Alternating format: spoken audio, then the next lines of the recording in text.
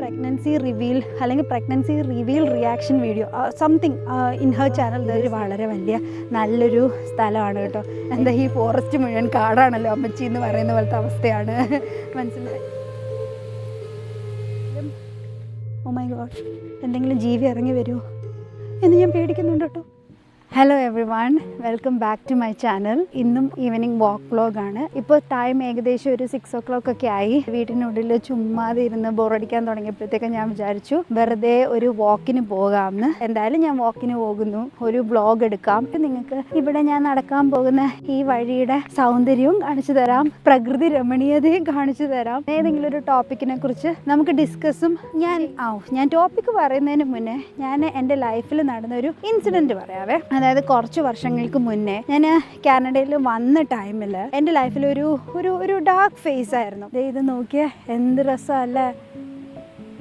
ആ ടൈമിൽ തന്നെയാണ് എൻ്റെ അമ്മയുടെ ഹെൽത്തും ഡിറ്റോറിയേറ്റ് ചെയ്യാൻ തുടങ്ങിയത്. ആ ടൈമിൽ വേണ്ടുന്ന ഒരു ഇമോഷണൽ സപ്പോർട്ടിന് എൻ്റെ പാരൻസിനെ ബുദ്ധിമുട്ടിക്കാനായിട്ട് എനിക്ക് അത്ര വലിയ താല്പര്യം ഉണ്ടായിരുന്നില്ല. പക്ഷേ ഒരു ഇമോഷണൽ സപ്പോർട്ട് എന്ന് പറയുന്നത് അത്യാവശ്യമാണ്. കാരണം നമ്മൾ ഒരുപാട് വിഷമിച്ചിരിക്കുന്ന സാഹചര്യത്തിൽ നമ്മൾ ആഗ്രഹിക്കും എന്നല്ല, അതൊരു മസ്റ്റായിട്ട് തോന്നും. നമുക്ക് ആരോടെങ്കിലും സംസാരിക്കണം, ആരോടെങ്കിലും നമ്മുടെ ഇമോഷൻസ് ഒക്കെ ഷെയർ ചെയ്യണം, നമുക്ക് വെൻ്റ് ഔട്ട് ചെയ്യണം എന്ന്. അപ്പോൾ അങ്ങനെ ഒരു സിറ്റുവേഷനിൽ ഇരിക്കുമ്പോൾ ഐ കോണ്ടാക്റ്റഡ് എ ഫ്രണ്ടിനെ ഞാൻ വിളിച്ചപ്പോഴത്തേക്കും ആണെങ്കിൽ എനിക്ക് റെസ്പോൺസ് കിട്ടിയില്ല. ഞാൻ മെസ്സേജ് ചെയ്തു, എപ്പോഴെങ്കിലും സമയം കിട്ടുമ്പോഴത്തേക്കും.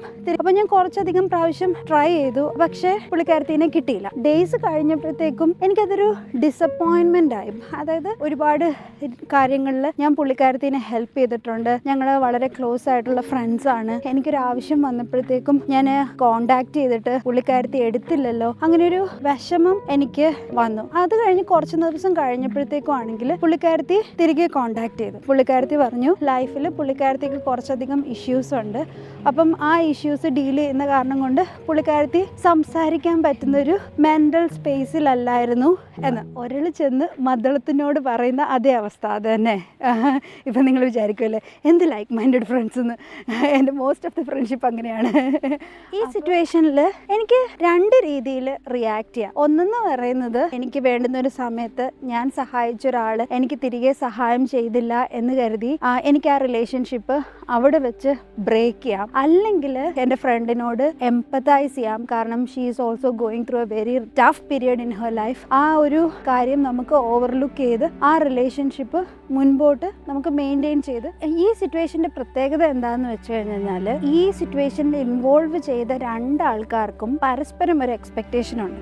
എൻ്റെ എക്സ്പെക്റ്റേഷൻ, ഞാൻ ഒരുപാട് കാര്യങ്ങളിൽ കൂടെ നിന്നിട്ടുള്ളൊരു ഫ്രണ്ട് എനിക്കൊരു ആവശ്യം വരുമ്പോഴത്തേക്കും എൻ്റെ കൂടെ നിൽക്കണം എന്ന എക്സ്പെക്റ്റേഷൻ. എൻ്റെ ഫ്രണ്ടിൻ്റെ എക്സ്പെക്റ്റേഷൻ എന്താണ്? She is going through a very tough period in her life and she needed a space for herself. When she is communicating that to me, ഞാൻ അതിൽ എംപതൈസ് ചെയ്ത് പുള്ളിക്കാരത്തിയെ മനസ്സിലാക്കണം എന്ന എക്സ്പെക്റ്റേഷൻ. ഇത് വെർബലി കമ്മ്യൂണിക്കേറ്റഡ് എക്സ്പെക്റ്റേഷൻ ആണോ? അല്ല, non communicated expectation ആണ്. അതായത് നമ്മുടെ സോഷ്യൽ കണ്ടീഷനിങ് കൊണ്ട് നമുക്ക് ഡെവലപ്പ് ചെയ്ത, നമ്മളുടെ ഉള്ളിൽ ഡെവലപ്പ് ചെയ്യുന്ന ഒരു എക്സ്പെക്റ്റേഷനാണ്. ഇന്ന് നമ്മൾ സംസാരിക്കാൻ പോകുന്ന ടോപ്പിക് എന്ന് പറയുന്നത് ഈ എക്സ്പെക്റ്റേഷനെ കുറിച്ചിട്ടാണ്.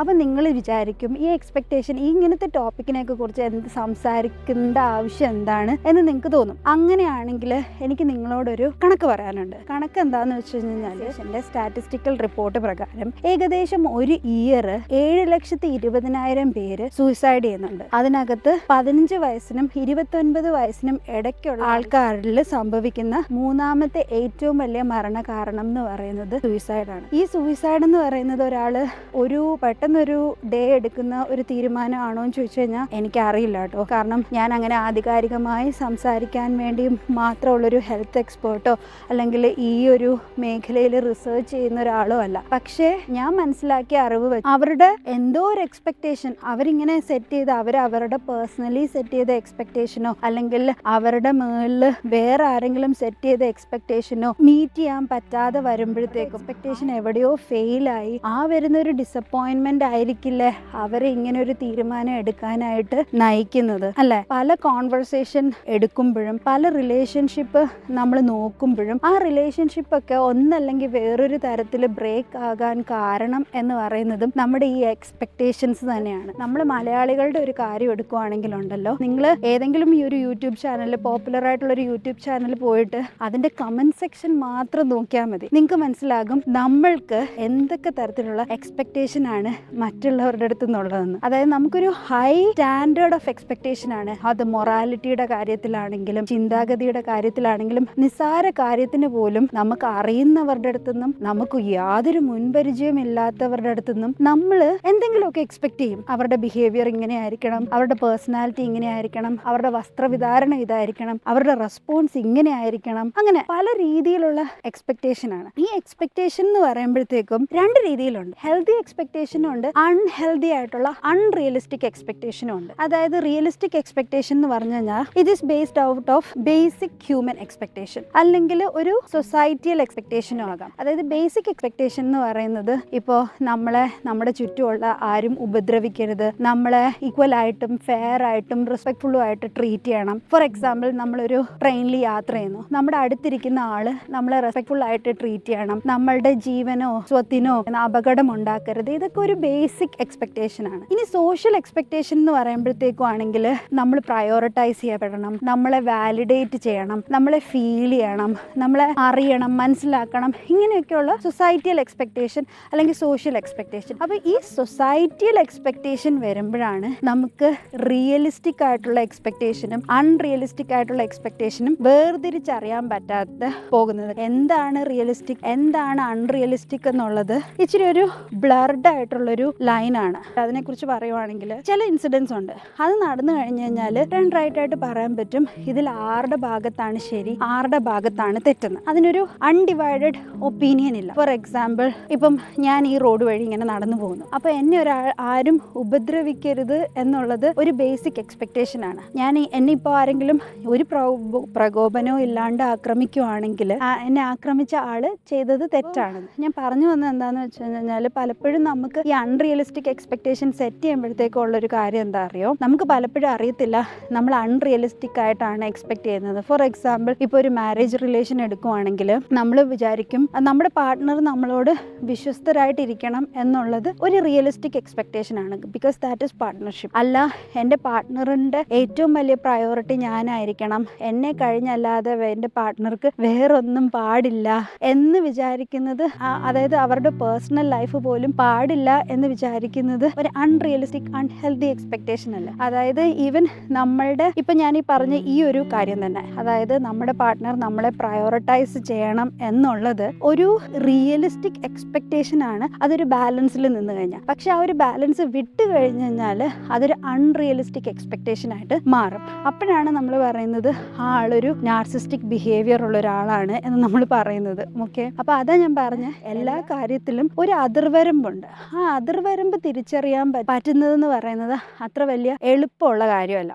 നമ്മൾക്ക് ഈ അതിർവരമ്പ് കാണാൻ പറ്റാത്തത് എപ്പോഴാണെന്നറിയോ, അതായത് ഈ അൺറിയലിസ്റ്റിക് എക്സ്പെക്ടേഷൻ എന്ന് പറയുന്നത് ശരിക്കും പറഞ്ഞു കഴിഞ്ഞാൽ നമ്മളെ അൺഹ്യൂമനൈസ് ചെയ്യും. എന്ന് വെച്ച് കഴിഞ്ഞാൽ നമുക്ക് എമ്പതി ഇല്ലാത്ത ആൾക്കാരെ ആക്കും നമ്മളെ. കാര്യം നമുക്ക് വേറൊരാളുടെ പെർസ്പെക്റ്റീവ് മനസ്സിലാക്കാൻ പറ്റത്തില്ല. കാരണം നമ്മൾ ആ സാഹചര്യത്തിൽ നമ്മളെ തന്നെ വിക്ടിമൈസ് ചെയ്യും. എൻ്റെ എക്സ്പെക്ടേഷൻ ഫെയിൽ ചെയ്യുമ്പോൾ മറ്റുള്ളവർ നമ്മളോട് തെറ്റ് ചെയ്യുന്നു എന്ന് തോന്നും. നമുക്ക് എപ്പോഴാണ് മറ്റുള്ളവർ നമ്മുടെ എക്സ്പെക്ടേഷൻ ഫെയിൽ ചെയ്തു അല്ലെങ്കിൽ നമുക്ക് ആ ഒരു റിലേഷൻഷിപ്പിൽ ഡിസ്സാറ്റിസ്ഫാക്ഷൻ തോന്നുന്നത്, നമ്മൾ സെറ്റ് ചെയ്ത ഏതോ ഒരു എക്സ്പെക്ടേഷൻ അല്ലെങ്കിൽ നമ്മളുടെ ആഗ്രഹം പോലെ നമ്മൾ വിചാരിച്ചതുപോലെ കാര്യങ്ങൾ നടക്കാതിരിക്കുമ്പോഴോ അല്ലെങ്കിൽ വേറൊരാൾ പെരുമാറാതിരിക്കുമ്പോഴോ ആണ് നമ്മൾക്ക് ഡിസ്സാറ്റിസ്ഫാക്ഷൻ തോന്നുന്നത്. പക്ഷേ അവിടെ നമ്മൾ ചിന്തിക്കേണ്ട ഒരു കാര്യം എന്ന് പറഞ്ഞു കഴിഞ്ഞാൽ ഈ ആളുടെ, അതായത് അങ്ങനെ ഒരു എക്സ്പെക്ടേഷൻ വെച്ച് നമ്മുടെ ഭാഗത്താണോ തെറ്റ്, അതോ നമ്മളിങ്ങനെ ഒരു എക്സ്പെക്ടേഷൻ വെച്ചിട്ട് ഉണ്ട്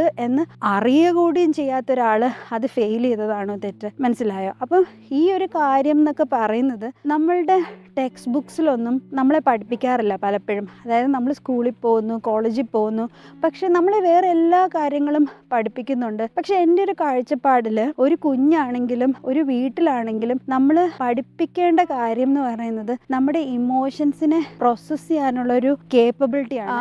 ഞാൻ സോഷ്യൽ മീഡിയയിൽ സിന്ധു കൃഷ്ണേനെ ഒത്തിരി ഇഷ്ടമാണ് കേട്ടോ. എനിക്ക് സിന്ധു കൃഷ്ണ എന്നങ്ങനെ പറയാൻ പോലും എനിക്ക് തോന്നുന്നില്ല. കാര്യം she is kind of like A motherly figure അല്ലേ. ദിയ കൃഷ്ണയുടെ ഒരു പ്രഗ്നൻസി റിവീൽ അല്ലെങ്കിൽ pregnancy reveal reaction video something in her channel there is like video like that. അതിൻ്റെ കമൻറ്റ് സെക്ഷൻ നിങ്ങൾ നോക്കിക്കഴിഞ്ഞു കഴിഞ്ഞാൽ ഇതെല്ലാം നാച്ചുറൽ അല്ല, അവരുടെ റിയാക്ഷൻ കണ്ടില്ലേ, അവരുടെ റിയാക്ഷനെ കുറിച്ചുള്ള ഒരു ജഡ്ജ്മെൻറ്റ്. അപ്പോൾ ഞാനിങ്ങനെ വിചാരിച്ചു, ദൈവമേ എങ്ങനെയാണ് ഇങ്ങനെ ഒരാൾക്ക് പറയാൻ പറ്റുന്നത്? നമുക്കിപ്പോൾ ഈ ഫിലിമിലും സീരിയലിലും ഒക്കെ കാണിക്കുന്നത് പോലെ ഒരു ഇൻസിഡൻറ്റിൽ നമുക്കങ്ങനെ റിയാക്ട് ചെയ്യാൻ കഴിയൂല. അത് നമുക്ക് എല്ലാവർക്കും ആ ഒരു ഇമോഷൻ പ്രോസസ്സ് ചെയ്യാൻ കുറച്ച് സമയം വേണം.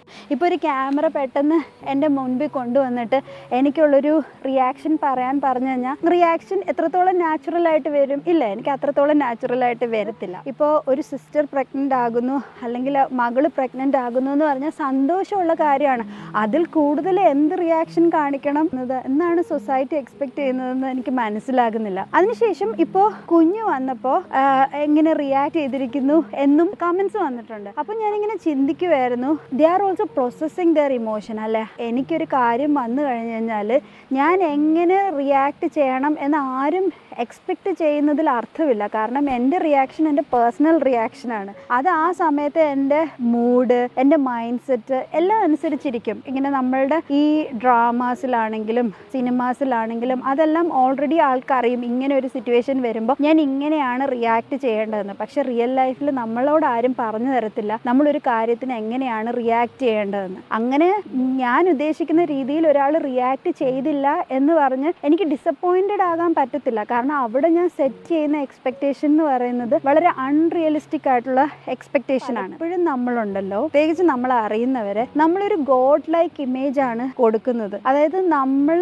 അവരെ കുറിച്ച് എല്ലാം അറിയാം എന്ന രീതിയിലാണ് നമ്മൾ എപ്പോഴും സംസാരിക്കുന്നത്. വേറൊരാളോട് സംസാരിക്കുമ്പോഴാണെങ്കിലും ഫോർ എക്സാമ്പിൾ ഇപ്പം ഞാൻ മെൽവിനെ കുറിച്ച് സംസാരിക്കുമ്പോൾ എനിക്ക് മെൽവിനെ കുറിച്ച് എല്ലാം അറിയും എന്ന രീതിയിലാണ് ഞാൻ സംസാരിക്കുന്നത്. പക്ഷേ എനിക്ക് മെൽവിനെ കുറിച്ച് അറിയാത്ത കാര്യങ്ങളുണ്ടാവും, മെൽവിന് എന്നെക്കുറിച്ചും അറിയാത്ത കാര്യങ്ങളുണ്ടാവും. ഇപ്പം ഞങ്ങൾ പാർട്ട്നേഴ്സ് ആയത് കാരണം കൊണ്ട് മാത്രം എനിക്ക് മെൽവിനും 100% ഇൻ ആൻഡ് ഔട്ട് അറിയും എന്നെനിക്ക് ഗ്യാരണ്ടിയോട് പറയാൻ പറ്റത്തില്ല. ഞാനൊരു ഹ്യൂമൻ ആണ് അല്ലേ. അപ്പം എനിക്ക് എൻ്റെ പല കാര്യങ്ങളും എനിക്ക് തന്നെ അറിയത്തില്ല. ഞാനും എന്നെ കുറിച്ചുള്ള പല കാര്യങ്ങളും ഞാൻ തന്നെ തിരിച്ചറിഞ്ഞുകൊണ്ടിരിക്കുവാണ്. അപ്പോൾ എങ്ങനെ ഒരാൾക്ക് പറയാൻ പറ്റും? അപ്പം മെൽവിൻ ഇപ്പോൾ എന്നെക്കുറിച്ച് അറിയാം എന്ന് പറയുമ്പോൾ Melvin is kind of like filling the blanks with his assumption. അതായത് ബേസ്ഡ് 80 to 90% മെൽവിൻ അറിയാവുന്ന കാര്യങ്ങൾ വെച്ച് മെൽവിൻ്റെ മൈൻഡിന് പ്ലീസിങ് ആയിട്ട് എൻ്റെ ബിഹേവിയറിൽ നിന്ന് മെൽവിൻ മനസ്സിലാക്കുന്ന കാര്യങ്ങൾ വെച്ച് മെൽവിൻ ഒരു പിക്ചർ ബിൽഡ് ചെയ്യുവാണ് അല്ലേ. എന്ന് വെച്ച് കഴിഞ്ഞാൽ ഇപ്പം മെൽവിൻ ഒരു പിക്ചർ പെർഫെക്റ്റ് ഇമേജ് ആണ് എനിക്ക് കൊടുക്കുന്നതെങ്കിൽ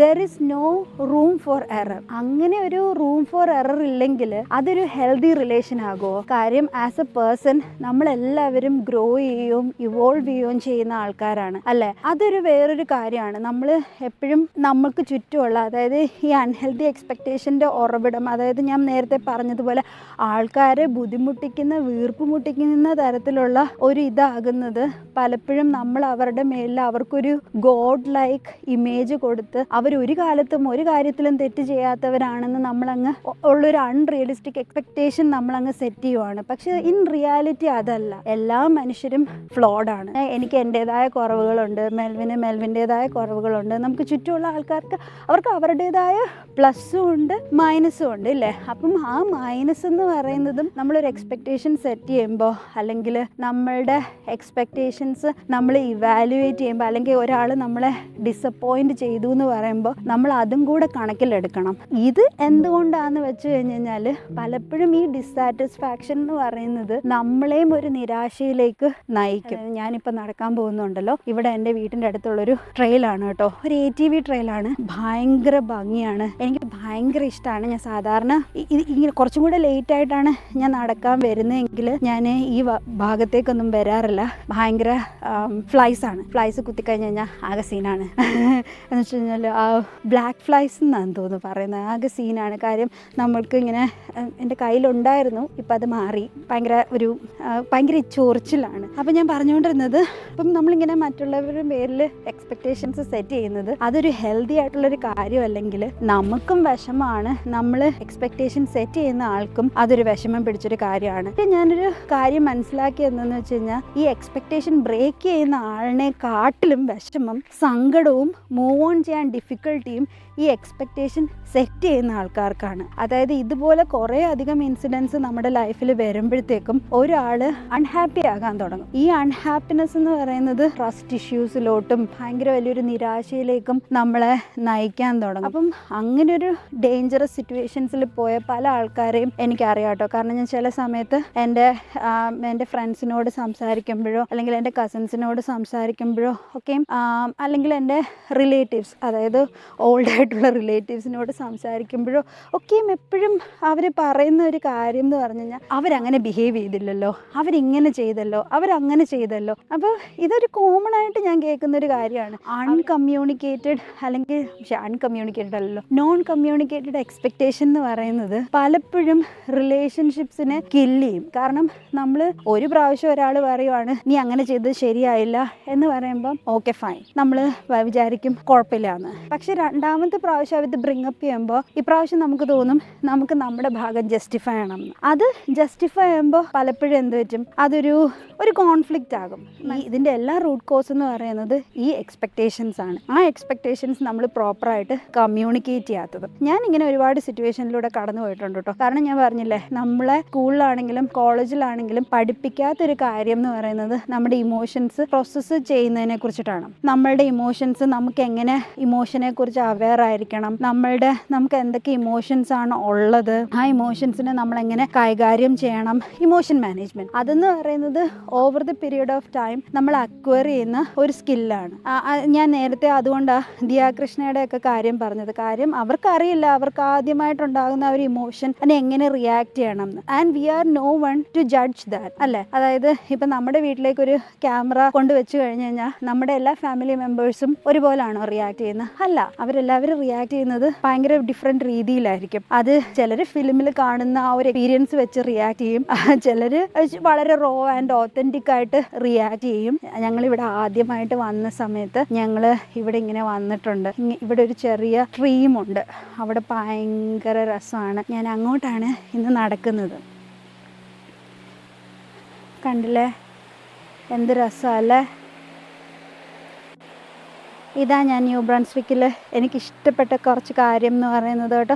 കാരണം നമ്മൾ എങ്ങോട്ട് എന്ന് വെച്ചാൽ ഒരിച്ചിരി നടക്കാൻ ഇറങ്ങിക്കഴിഞ്ഞ് കഴിഞ്ഞാൽ നമുക്കിങ്ങനെ ഈ വുഡ്സ് ഉണ്ട്, ഇങ്ങനത്തെ സ്ട്രീംസ് ഉണ്ട്. നമ്മൾ ഒത്തിരി ദൂരം യാത്ര ചെയ്യണ്ട. നമ്മുടെ വീട്ടിൽ നിന്ന് നമുക്കൊരു 5-10 മിനിറ്റ് നടക്കുന്ന ഡിസ്റ്റൻസിൽ തന്നെ നമുക്ക് ഈ ഫോറസ്റ്റ് മുഴുവൻ കാടാണല്ലോ അമ്മച്ചി എന്ന് പറയുന്ന പോലത്തെ അവസ്ഥയാണ്. മനസ്സിലായില്ലേ? അപ്പോൾ എനിക്കത് ഭയങ്കര ഇഷ്ടമാണ്.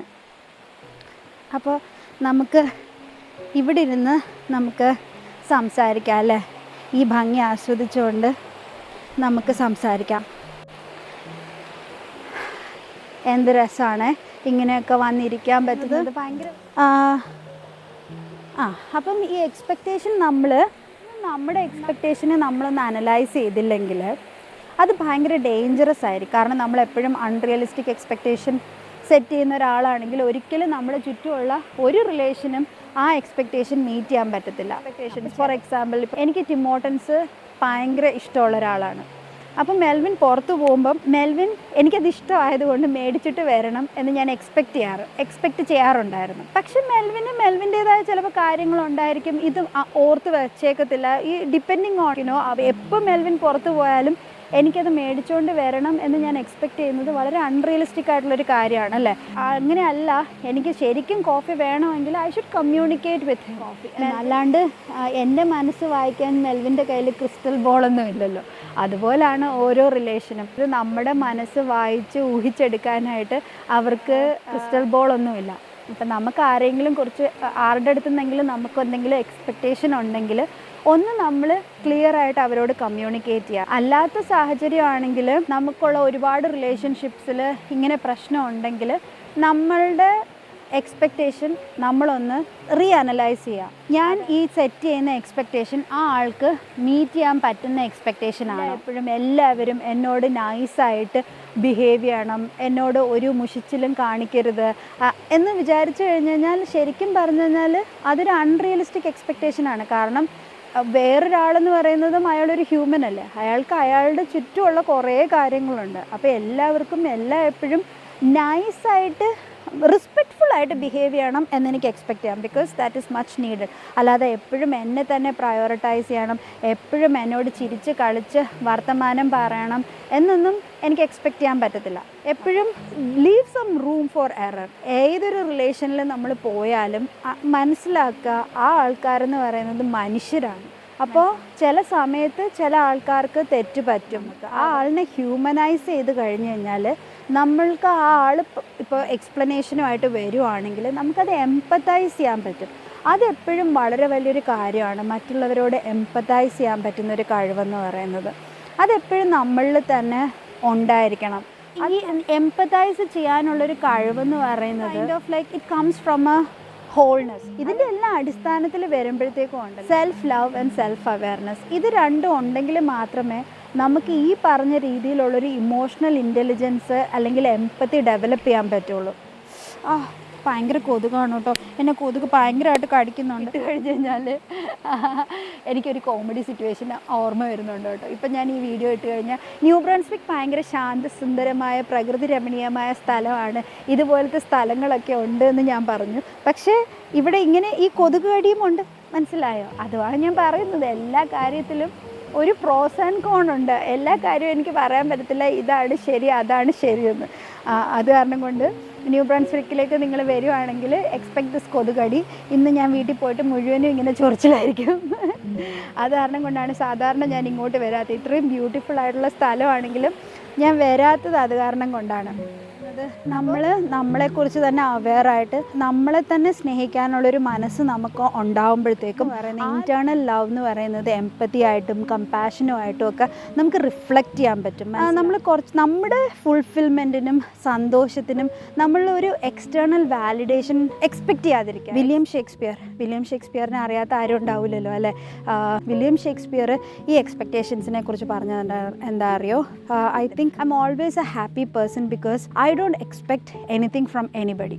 Expectation is the root cause of all heartache. എന്തെങ്കിലും ഡിസപ്പോയിൻമെൻറ്റിലൂടെ നിങ്ങളുടെ ലൈഫ് ഇപ്പോൾ കടന്നു പോവുകയാണെങ്കിൽ first of all it's very very temporary. എല്ലാ കാര്യങ്ങളും നമ്മുടെ ലൈഫിൽ നെഗറ്റീവായിട്ട് നടക്കുന്ന എല്ലാ കാര്യങ്ങളും ടെമ്പററി ആണ് കേട്ടോ. അതായത് നമ്മൾ ആ സിറ്റുവേഷനിലിരിക്കുമ്പോൾ നമുക്കതിനൊരു സൊല്യൂഷൻ ഇല്ല എന്ന് തോന്നും, പക്ഷേ ഹീൽ ചെയ്യാൻ എടുക്കുന്ന ടൈം തന്നെ ഒരു സൊല്യൂഷനാണ്. എന്ത് സാഹചര്യത്തിലൂടെ നമ്മൾ കടന്നു പോയാലും ആ സാഹചര്യം മാറും. കാരണം അങ്ങനെയാണ് യൂണിവേഴ്സ് പ്രവർത്തിക്കുന്നത്. അതായത് എന്തെങ്കിലും ജീവി ഇറങ്ങി വരുമോ എന്ന് ഞാൻ പേടിക്കുന്നുണ്ട് കേട്ടോ. എന്താണ് എൻ്റെ കാര്യം അല്ല എനിക്ക് പിന്നെ എന്തിനാണ് ഈ കാട്ടിൽ പോയത്?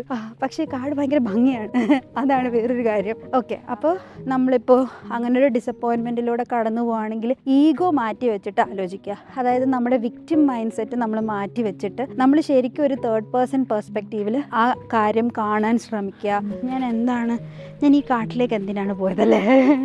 കാട്ടിലേക്ക് ഞാൻ എന്ത് എക്സ്പെക്റ്റ് ചെയ്തിട്ടാണ് പോയത്? കേൾക്കുമ്പോൾ നമുക്ക് വളരെ നിസ്സാരമായിട്ട് തോന്നുമെങ്കിലും ഇത് ഇച്ചിരി കോംപ്ലിക്കേറ്റഡ് ആയിട്ടുള്ളൊരു സബ്ജക്റ്റാണ് ഈ എക്സ്പെക്റ്റേഷൻ എന്ന് പറയുന്നത്. പല ക്രൈംസ് ആണെങ്കിൽ തന്നെയും നടക്കുന്നത് എന്തുകൊണ്ടാണ്? ഓരോ എക്സ്പെക്റ്റേഷൻസിൻ്റെ ബേസിസിലാണ്. ഹെൽത്തി എക്സ്പെക്റ്റേഷൻസ് ഡെവലപ്പ് ചെയ്യുക, അങ്ങനെ ഡെവലപ്പ് ചെയ്യാൻ നമ്മുടെ മനസ്സിനെ പഠിപ്പിക്കുക എന്നുള്ളത് വളരെ വളരെ ഇമ്പോർട്ടൻ്റ് ആയിട്ടുള്ളൊരു കാര്യം തന്നെയാണ്. ഇപ്പോൾ നമുക്കത് അറിയാമെങ്കിലും നമ്മുടെ കുഞ്ഞുങ്ങളെയും അത് മനസ്സിലാക്കി കൊടുക്കുക, അല്ലെങ്കിൽ നമ്മുടെ ഫാമിലിയിൽ അത് മനസ്സിലാക്കി കൊടുക്കുക എന്നുള്ളതും നമ്മുടെ ഒരു റെസ്പോൺസിബിലിറ്റി ആയിട്ട് ഞാൻ കണക്കാക്കുന്നു.